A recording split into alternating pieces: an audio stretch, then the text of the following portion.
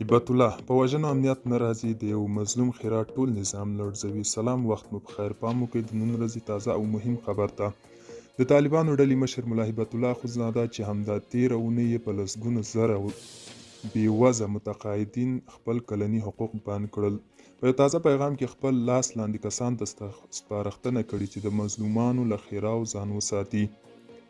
ښاغلي هبت الله د اختر په مناسبت خپور کړي پیغام کې زیاته کړي چې روزي ورکوونکی الله تعالی دی او د دنیا هیڅ قوت له موږ څخه روزي او ژوند نشي اخیستلی.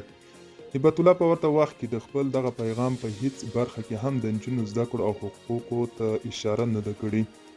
د هغه په وینا امنیت په دې نه راځي چې سختۍ او ډېرې مړي وشي، بلکې امنیت د شریعت په عملي کېدو او عدالت کې دی. بې امنیتي هغه وخت راځي چې د شریعت مخالفت وشي. دغه طالب مشر په خپل پیغام کې ټینګار کړی دی چې روانه دوره هم تیریږي. موږ باید راتلونکي نسلونو ته ښه تاریخ او اصول پرېږدو. ملګرو، دا وه د نن ورځې چمتو کلی خبر. تر بیا هم په الله سپارم.